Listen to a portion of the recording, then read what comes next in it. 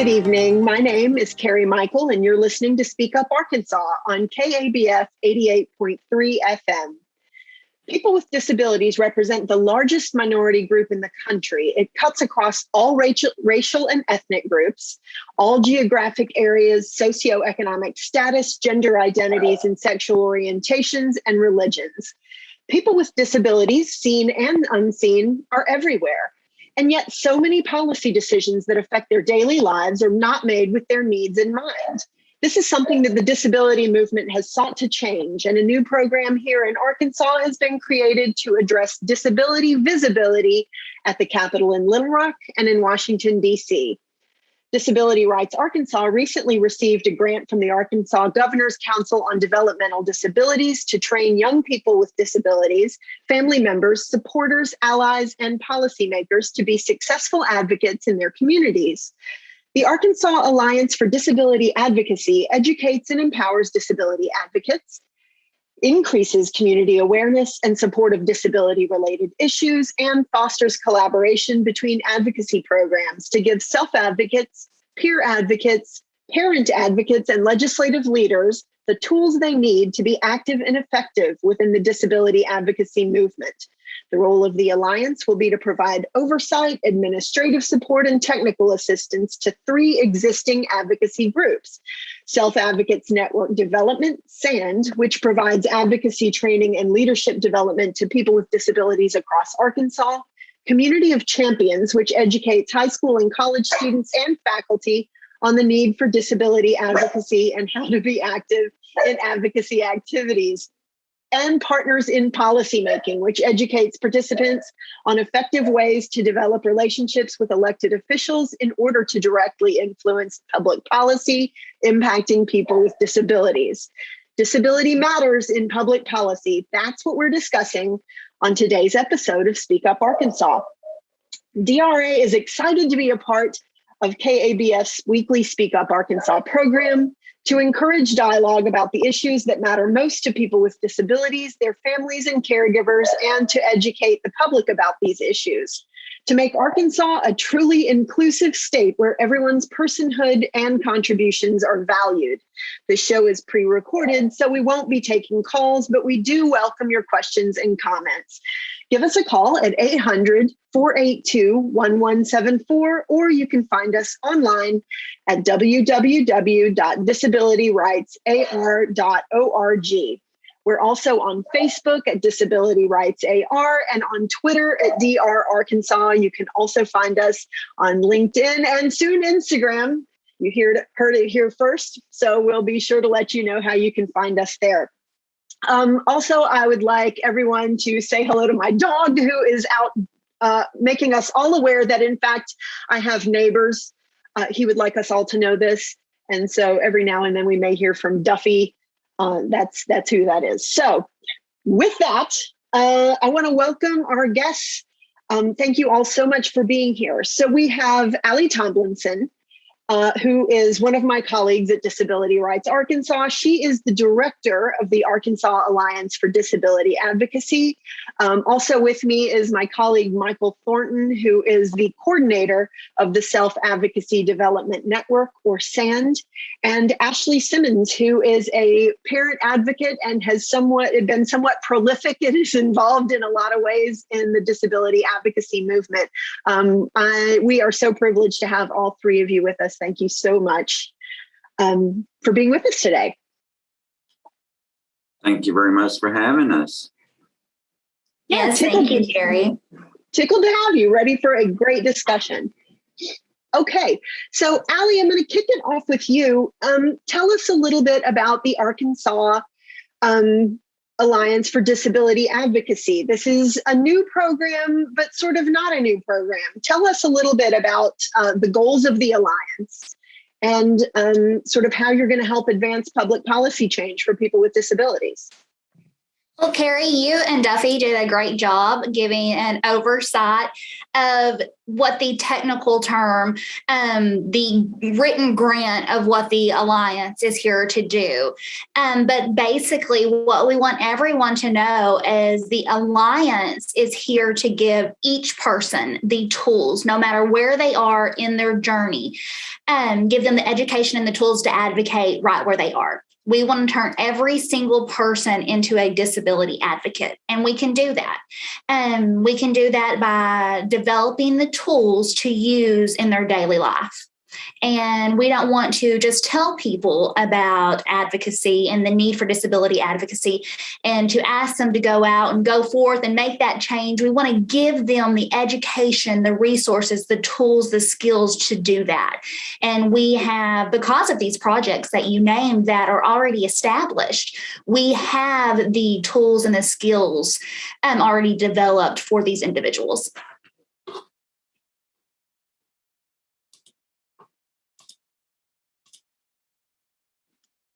I love to mute myself. Okay, so, well, and really I'm muting Duffy. Let's keep it all the way real. That is a fantastic overview. So this is an alliance between 3 distinct projects. Take us through each one. What does each one do? How are they different? How do the pieces fit together? It's really a beautiful thing, like you said, that these are not actually new projects. The Alliance is just going to allow us to work together. And that's something that's really great. It's really beautiful. It's something that Arkansas needs. We have a lot of resources in Arkansas. So Arkansas isn't as scarce as what some people think. But what we lack is the ability to be able to work together.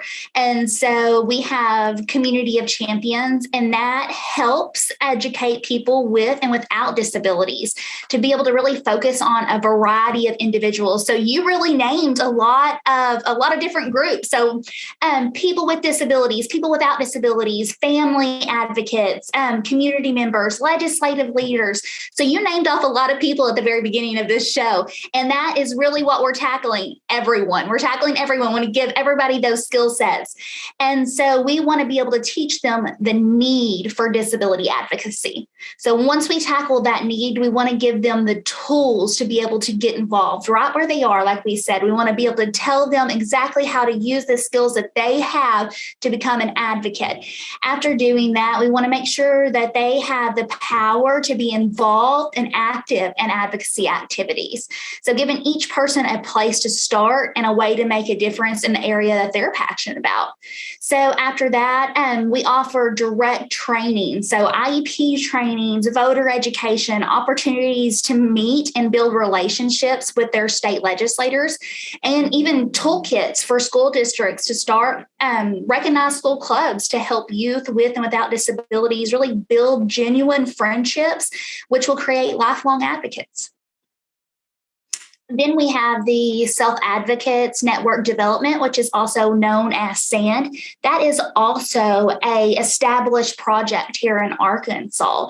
So this helps individuals with disabilities understand their rights as a person with a disability. Then it provides a robust foundation of advocacy skills. Now, after the advocacy skills are used and implemented, and the individual really becomes comfortable advocating for themselves, SAND then can provide a self-determination training to help each person decide on what's important to them, set their own goals, and choose the best way for these goals to be met. This training also involves learning about the dignity of chance, the dignity of failure, which is a complete vital part of life. SAND also offers a great leadership training. This enables the individual to bring change to more than just their personal life, but it helps them assist others in their advocacy journey. So after that, the next stepping stone, because that's really what this is, we have the start of advocacy, we have the leadership, and then what brings us to a national project that we'll be bringing to Arkansas, which is Partners in Policymaking. And it is an extensive 8-month training program designed to give people with disabilities and their families the education that they need to influence public policy and make strong partnerships with individuals who represent them on the local, state, and federal level. So we want to make sure that, this free educational leadership training helps each participant understand the power within advocacy, and then they get the education to positively be involved in creating policy and the tools to work directly with the policymakers and really create the change that we all want to see and really get the representation that we so desperately need. The education will come directly from national speakers from all over the nation, which is so great. So we'll be able to get that here in Arkansas. And after that, they'll be able to really form a strong bond and a strong network with the other participants of the program. That's so exciting. As soon as I unmuted, Duffy cranked back up. So he's also excited. Like, that's really great. I mean, no one is not excited about this. So I have to ask, I mean, these are, 3 incredible programs, amazing resources, so much kind of personal and professional development mixed in, and lots of, I heard in there kind of voter engagement and legislative engagement. And how do people become involved? How will you sort of, I don't know, is the word recruit? How will you recruit and mobilize advocates in these 3 very distinct programs? So I definitely understand the question, and that's a great question. Because we're offering so many different things and so many different things at one time, we will definitely be recruiting and offering different trainings. Because like I said at first, we don't want to just get you pumped up about a need. We don't want to just really light a fire in you and then send you on your way. We want to give you the training that you rightfully deserve. That way you're not trying to figure out where to start. We want to give you a strong foundation. So we will be providing trainings in different areas. So each person can gain the skills that they need. And because each person is on a different level of their journey, a different place in their journey. So a parent might be in a place where they really want to become a strong IEP advocate for their child, for other people in their community to be able to really take part in that for their child now, and then hand over the reins later. So we have that available. We have we're creating workshops right now to be able to go testify at the legislature, to really, make an impact there, to use your voice, to use, your opinions, your needs, and be able to be represented the way you want to be, because that's exactly what they're doing, at the Capitol during session and even outside of session. So we've got these workshops we're creating. We've got Advocacy Takes Action mock votes to teach you exactly how to place a ballot, to break down all insecurities, to be able to actually have a hands-on, tangible experience.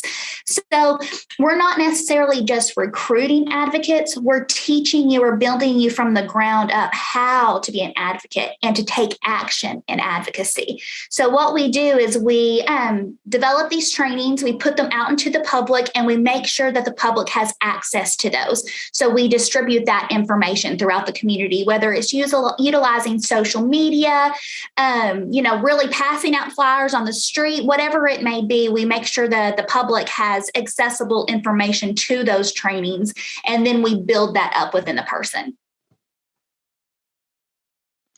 It's amazing, and it sounds really comprehensive. So if you can, I'm going to try and articulate this in a way that makes sense, but there's so many examples of public policy decisions. And of course, we know, if you know anything at all about the disability rights movement, then you know that it was, really brought about and is part and parcel of other civil rights movements, that all sort of came up around the same time.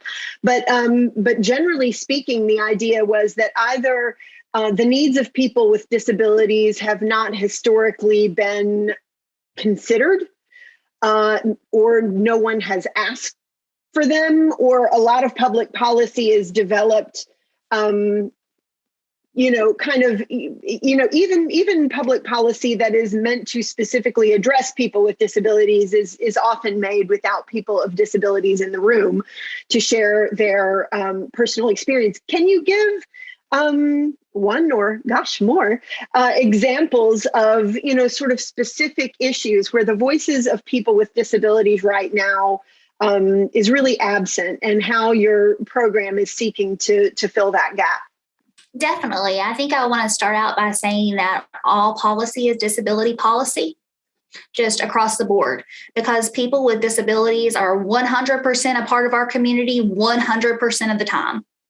So, yes, there is policy that's dedicated to people with disabilities, and there needs to be, because like you said, there's people with disabilities all over our state, local, state, federal levels, nationally, worldwide, that have been directly left out of the conversation, that their rights are being completely dismissed. So yes, there is disability policy, but people with disabilities are involved in every aspect of every law that's being developed. So we need those experts in everything that we're doing. But, right now in our state, we have individuals that are not being taken into account. And so we have some great things that we would really like to touch base on. And I know that Disability Rights Arkansas is really pinpointing some of those, which is going to be like supported decision making. We have a guardianship issue here in the state of Arkansas where individuals with disabilities don't have the option to have a supported decision-making team. And so that's something that we would really like to bring to the forefront. People with disabilities really need to be listened to when it comes to that, because that is completely 100% impacting their life.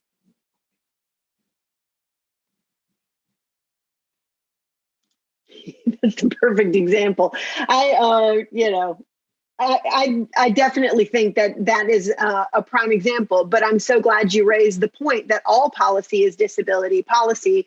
Policy governing our environment impacts people with disabilities. Policy, impacting voting rights. We've seen a lot happening on the voting rights front. Much of it not great, in the last Congress and also legislative session here in Arkansas, and people with disabilities are at the forefront of that. I mean, any policy issue you could name directly relates to the daily lives of people with disabilities, and yet their lived experience is so often not taken into account.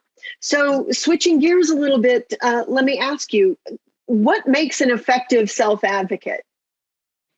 A person that is a self-advocate is someone that is able to speak up for themselves. And that's figuratively. That's not necessarily using a voice. That's however they are able to speak up for themselves, and is able to really advocate. And we say that word, you know what I mean? We throw that word out, but ask for their needs to be met, to take up that space.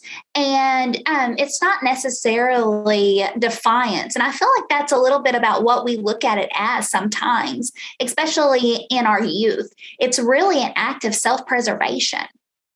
And so the more we can make this a typical behavior and make room for it, the more we will understand that it is really just adding to the quality of a person's life. And that's what we should want.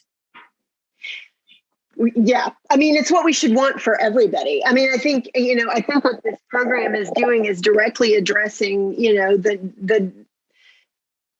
the public engagement of people with disabilities.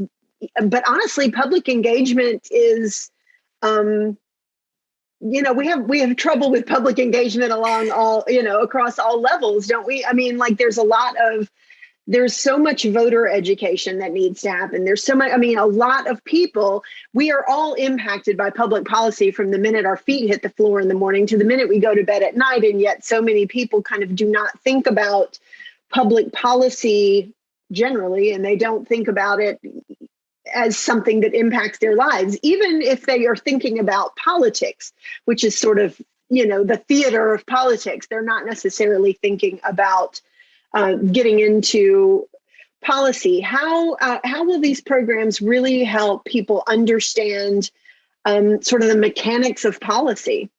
Well, we have a whole section on voting. So the foundation of our advocacy is staying vital. So that means to vote include talk, accept, and use respectful language. And voting doesn't just mean casting your ballot. It's looking at bills, it's looking at candidates. It's really being involved in the overall system.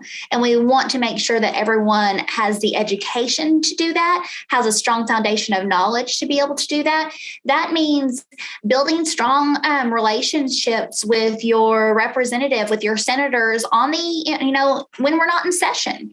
That means, feeling comfortable enough to have conversations with these individuals because they may be representing you, but they're representing you. So they may be in a position of what some people call power, but they're only there because they were elected. And they may have been a farmer. They may have been a pharmacist. They may have been a doctor. They had a job in a community, and then they were elected by other individuals through a system which was designed to talk to you, represent you, and take those decisions and those stories just back to the state capitol and represent your needs.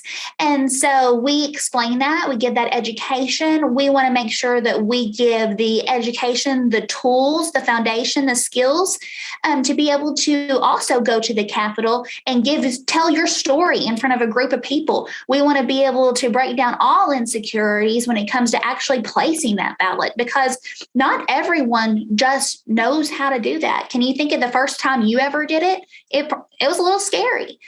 Not everyone just has someone that taught them how to do that. Person with a disability, person without a disability. We want to break down all of those insecurities. We want to teach you where to find the information. We want to teach you how to find the times, how to build a relationship with your county clerk. Just break down all the insecurities. That way you are a confident person that's involved in this system. I love it. It's experiential, and that's so helpful because everybody remembers probably, like I certainly remember the first time I voted, and I remember, feeling an overwhelming sense of, am I doing this right? Did the machine accept my vote? Did I remember all of that. And so it's wonderful that y'all, do kind of hands-on, like, here's what it's going to be like when you vote. We have a partnership with the Secretary of State's office, and they actually bring out an accessible voting machine to practice, to have a mock vote on. So we vote on like favorite bands, favorite ice cream, but you have to actually practice placing your ballot. So when you go to vote on whatever election you're voting on in real life, the one that's going to matter isn't going to be the first time that you have actually worked on that voting machine. Because like I said, it is scary. I lied about being an active voter, like the first 2 or 3 years that I had the option to go and vote, because I was so scared that I was going to get it wrong. So when people would ask me, did you vote? Oh, yes, I did. Yes, I did, but I didn't. And it was because I let those insecurities and I let that fear take over. But I wanted to be a part of that process so bad, but I did not have the confidence to go and fail at that or ask those questions, because I assumed that was something that I should just automatically know how to do. But that's not the case. We have to be taught how to do things. And so we have set up an event and a training course for you to come in and fail and learn and ask questions. And it's really a great thing. It sounds fun. And you're more than making up for it now. If you didn't vote the first 2 cycles, you were eligible. I'd say that by doing all of this, I feel like you've atoned. So tell us a little bit, switching gears, and then I want to bring in our other guest. Tell us kind of what we can expect to see in terms of these activities, and sort of what is the timeline for folks to, I know this is, still kind of in the getting off the ground stage, but tell us a little bit about the timeline. When can we expect some of these activities to hit? So in January, we hope to be rolling out some of these activities. We definitely want to make sure that our COVID numbers are not on the rise after the holidays. So we'll definitely be keeping a close eye on that. But definitely be checking out the Disability Rights Arkansas web page to be checking on those, and we'll definitely be pushing it out through social media exactly what's coming out, our IEP trainings, our voting workshops, our self-advocacy workshops, the leadership trainings. We definitely want to be working closer with different organizations around the state and really be feeding on this alliance name. We want to work closer together with the different disability organizations and even the other organizations that are not disability driven, because we want to make sure that we are all working together to create a positive change within our state and really growing it to its maximum potential. Perfect. It's so exciting. And I already, I'm sure you're already getting lots of calls. I get calls when I speak about this, and people want to know how they can get involved. So super, super exciting. So thank you so much for that. Switching gears a little bit, we have got a couple of very prolific advocates with us. So Michael, let me jump to you first. You are the coordinator for the SAND program, Self Advocates Network Development. Tell me a little bit, just kind of going along this theme, and I think, kind of an overarching theme is sort of that advocates are not born, they're made. I'd love for you to tell us a little bit about your personal journey, how you became involved in advocacy. Well, I became involved, I guess my first experience was in 2014, attending the Disability Policy Seminar in Washington, D.C. That was my first experience ever in going to advocate for myself or to learn to speak up. But I became involved because as a person with disabilities, I felt it was important to speak up for myself and others.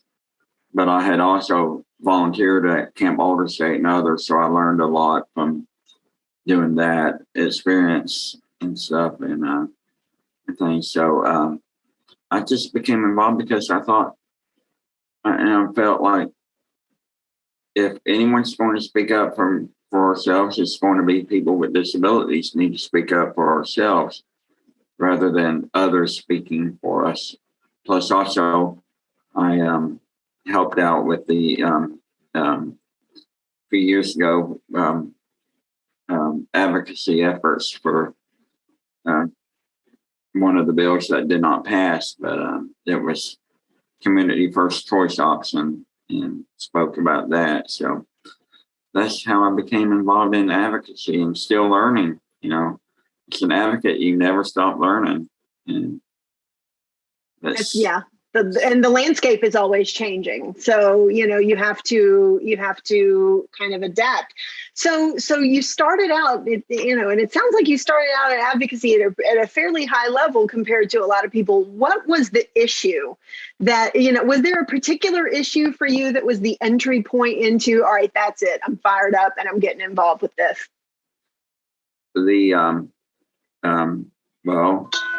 Self-advocacy, speaking up for ourselves.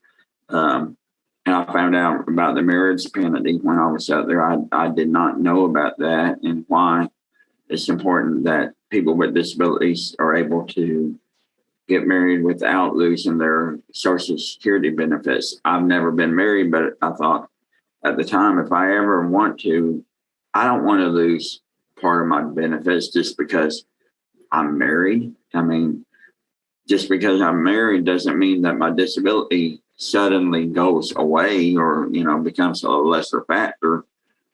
But sometimes it's more of a factor, so it's like, and that's something we still need to work on because we have marriage equality for people who are lesbian, gay, bisexual, but many people who are that are also people with disabilities. So they kind of have the equality, but they don't have the equality just yet. So that's something that we truly need to work on. So.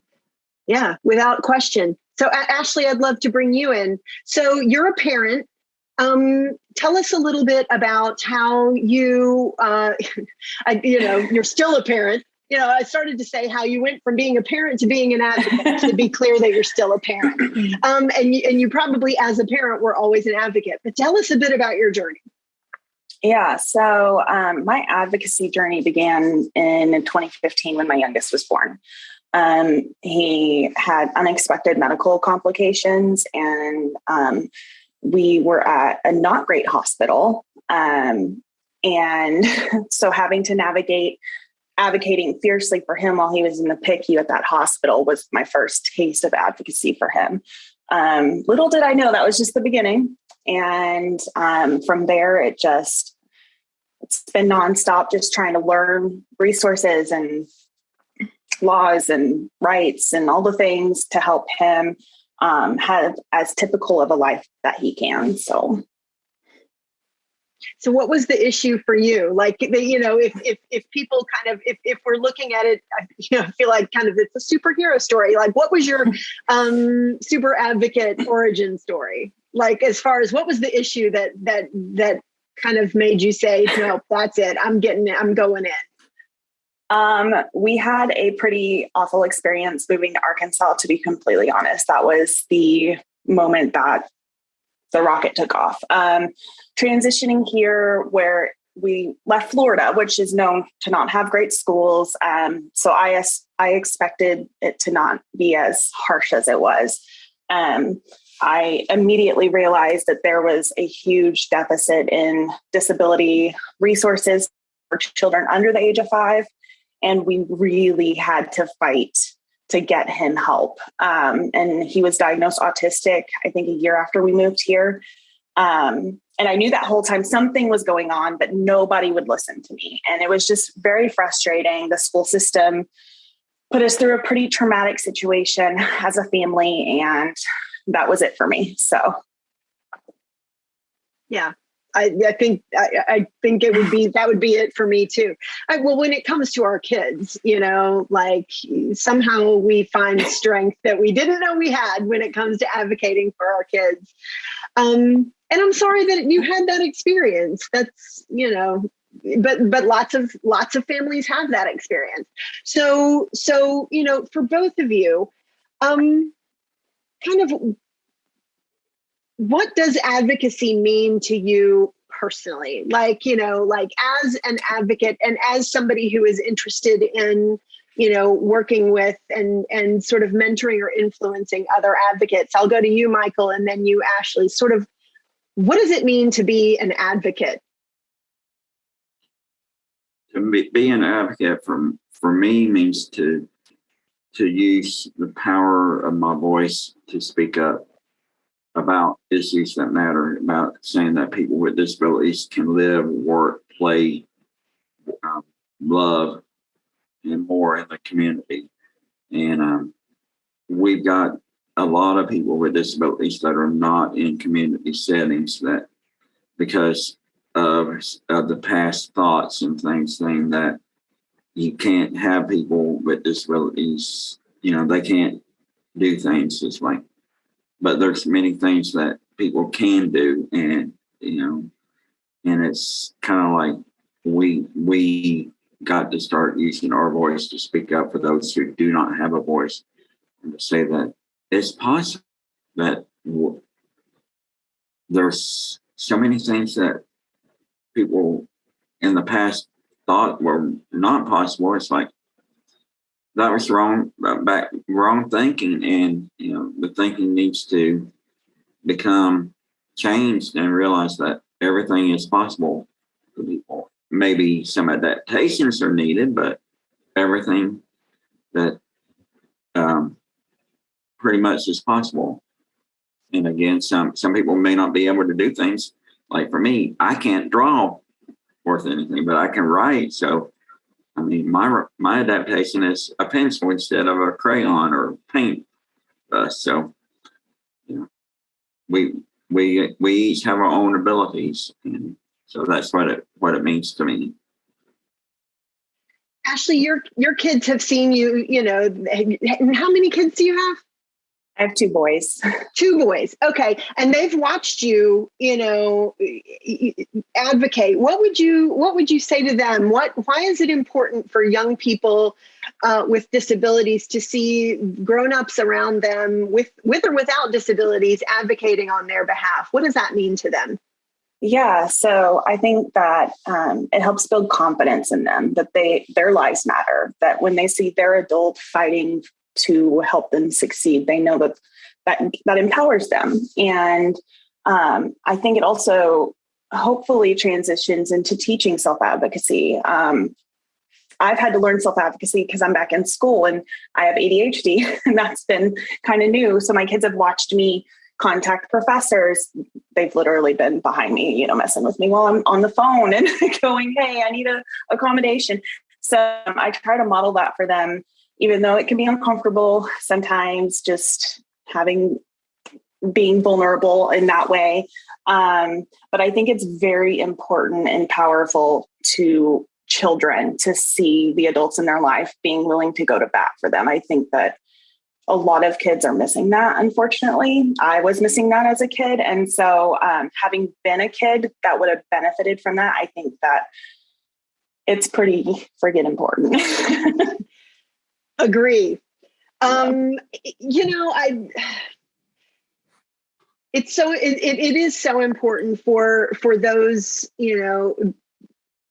folks who need advocacy so much to see other people advocating on their behalf. And Ally, I'd love to hear kind of your thoughts on that. Sort of, having been around self-advocates and training self-advocates,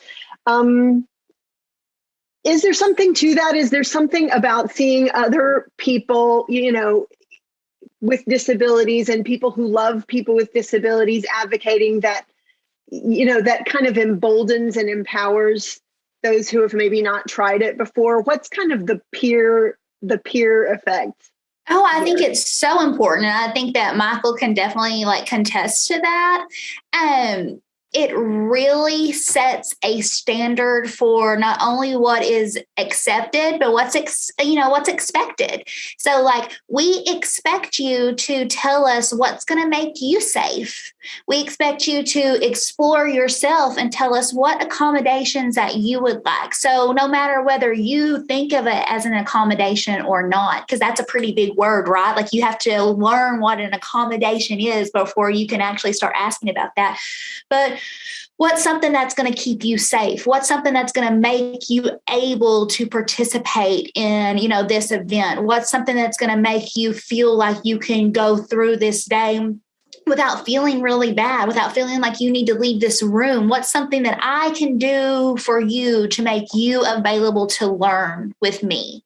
So you might not think of it as an accommodation, because an accommodation is something that you have to learn. But if I make it an acceptable thing for you to come to me and tell me what you need to be available, to participate, to learn, to be here, then we can expect that out of you. It's safe. It's safe to do that. So if I am doing that for you, then you can eventually see that is very typical behavior, that's something that's completely accepted. And if everyone is around me is doing that, if my teacher is doing that, if my parent is doing that, if the principal is doing that, if the older kids that are around me are doing that, then I am more, then I'm probably going to pick up on that behavior and say, it's probably okay for me to do that too. It's probably okay for me to come to my teacher or my parent and say, I need to leave this room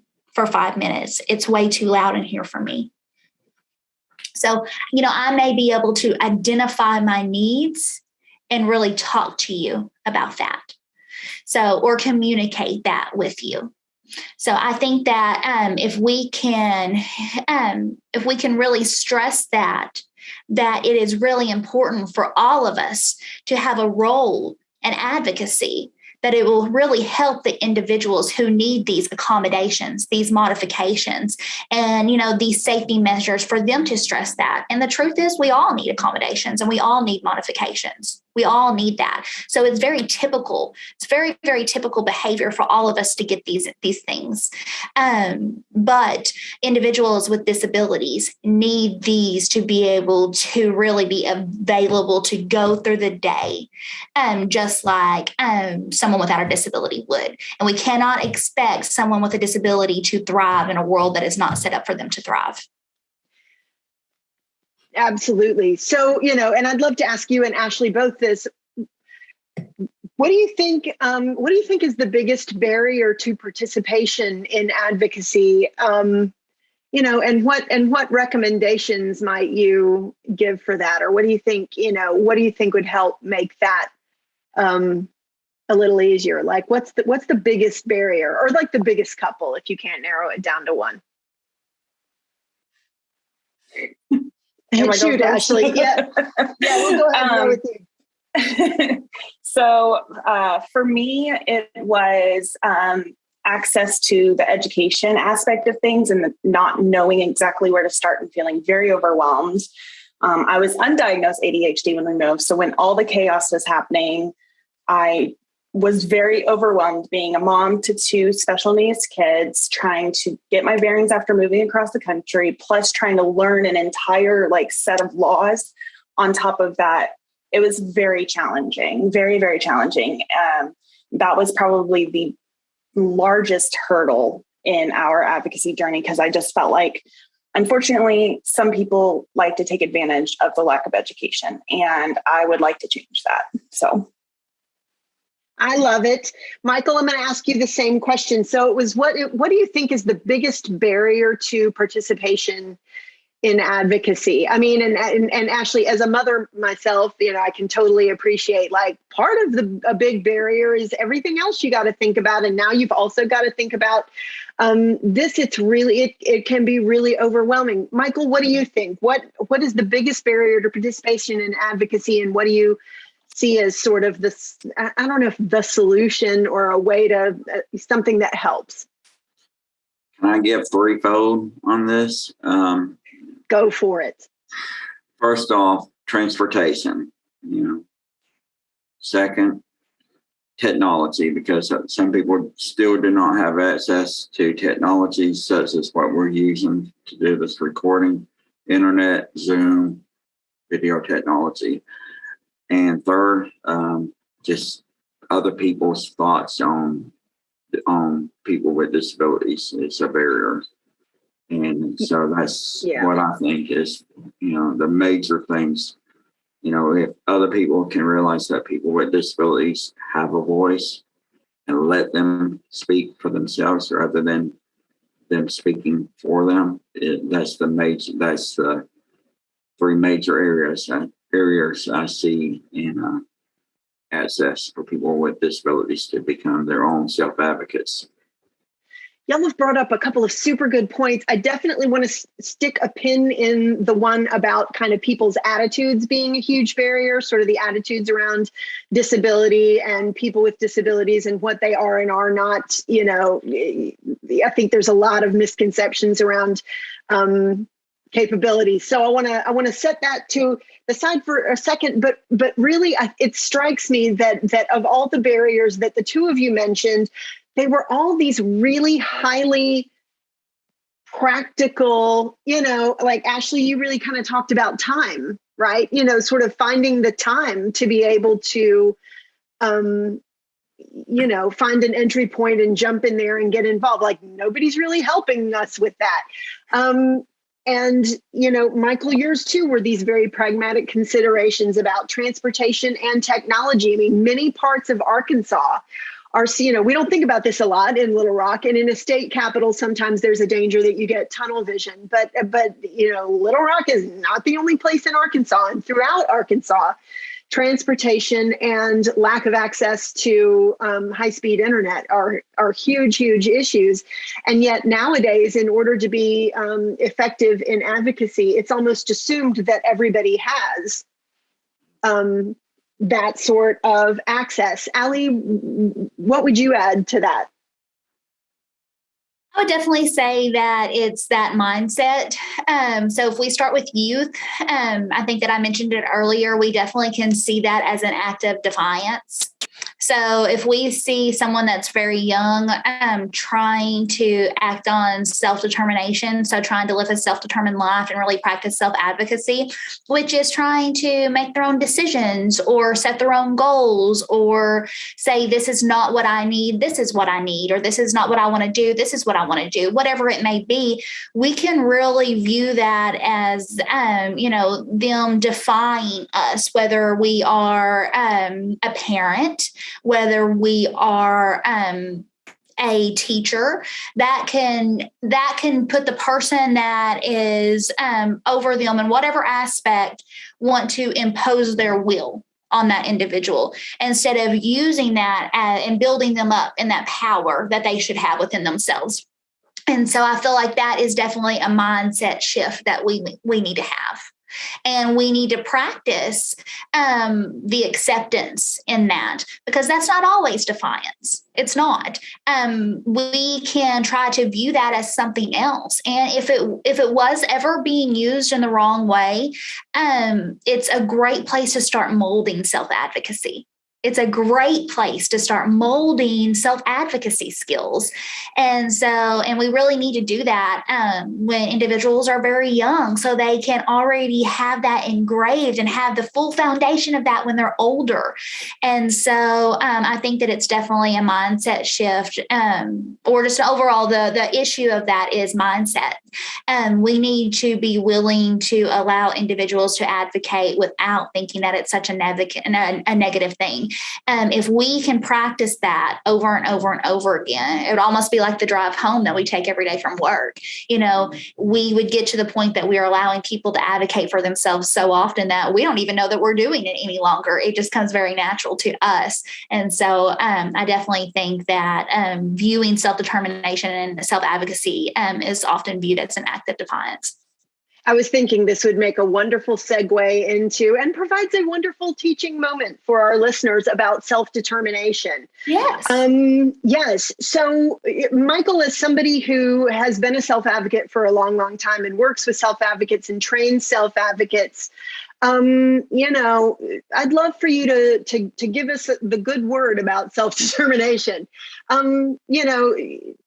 Kind of what it is, why it's relevant to this conversation, and sort of what we want people without disabilities, and particularly policymakers, to understand about self-determination. Well, that's something that I'm still learning a lot about, but I'm going to just read this to you and say that self-determination is making things happen in your own life instead of others doing things for you.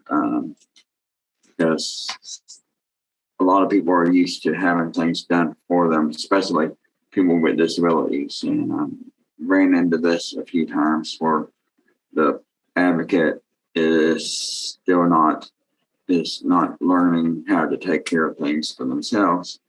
But it's the ability to learn, like, hey, I can take care of my own finances. I can take care, maybe with support. I can take care of cooking, I can, have a pet, take care of my own pet, It's learning how to do things and doing things for yourself, rather than someone else doing it for you. And that's the basic explanation that I can give to self-determination. Perfect. Ashley, what, if you think about parenting as the ultimate leadership training, right? And raising two young men to have self-determination, what would you add to that discussion? So something I've started doing recently is trying to really set an example in our home so that they feel safe in our home. I mean, I've always tried to do that, but I've been very intentional about the verbiage I've used and the actions I've taken. So like if they see me having a bad day, I apologize to them verbally and be like, Mommy had a bad day. I was feeling overwhelmed. I try to describe the things that the ADHD makes me feel. That way they can connect it because they also have ADHD, and kind of like, if you can realize what you're struggling with and realize, this is because of this, it helps you kind of figure out what you do need. And so if I've needed a minute to be in quiet, I'm like, okay, Mommy's feeling very overwhelmed. Let's go take the iPad into a different room in the playroom, and I'm going to sit in the other room and we're just going to be quiet for a little bit. And obviously that doesn't work with 2 children, but I try. And so another thing I've started doing is asking them, is there anything that I've done that hurt your feelings? Or is there anything I done that made you feel sad or upset? Just to give them, because they're 6 and 9. So they don't understand. I need to advocate for myself, but this way that they have this space and the ability to say, hey, when you said this, I didn't understand what you meant. And then you got upset because I didn't do it.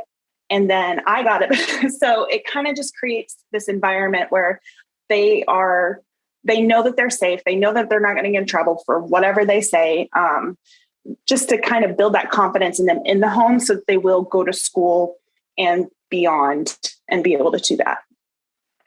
I love that because when you're doing that, and it's so subtle, but you're communicating, hey, you are a person with your own humanity, and I'm not here to control you. You are entitled to the way that you feel about things. You're entitled to express that. And we're going to normalize doing that respectfully, which, I think is, it's such an important part of raising kids anyway. We all want to raise our kids with a sense of self-determination, right? Like I want to control the outcome of my own life. I want to be sort of captain of my own ship. And yet, Ally, you talked a little bit about attitudes. I think there is sort of a fear that if we let people with disabilities do that, it'll just be anarchy. Like we're not going to be able to control situations, as though that should be the goal, right? Not that I'm getting on a soapbox or anything, but I see you smiling and I want to hear if you have any thoughts on that. I totally agree. And our job if we take it from a parent standpoint, our job as parents to do everything that we can to let our children live their own life. And so isn't that what it should be for people with disabilities? That we should give them all the tools that we can to let them live their own life. And so what Ashley basically, just wrapping that up, is like she's giving them the tools that they need to be able to practice that self-determination inside the home. And so that self-advocacy and that self-determination inside that safe place. So actually within our Community of Champions project, we have a training about why self-determination inside the home is important. So that is with parents and with children. And then Sand with Michael comes in and teaches individuals with disabilities why using self-determination is important, just in case they did not get that inside their home. They don't have that foundation. And so we really want individuals, parents, to be able to see that practicing self-determination inside the home is so important because that's their safe place. We don't want to wait till someone is 21 or 31 or 52, whatever the age might be, and go out and start practicing self-determination outside of their safe place where someone may perceive that as, like we said earlier, defiance, right? And then it causes them all kinds of issues, which some people may have to. Some people might have to tread those waters and it might be rough and that type of thing, but you still, we want you to do that. We want you to, because that's that dignity of chance and failure, right? You get that.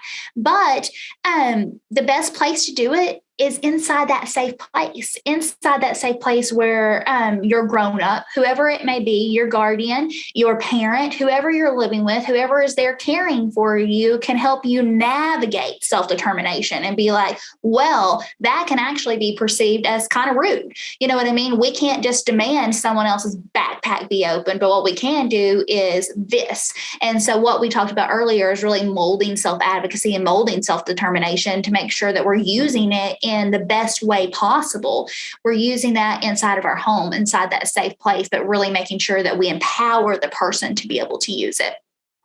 I love that. And I, kind of thinking about what Ashley said, and Michael had his hands up, and I wanted, if he didn't have both of them up, he had one of them up.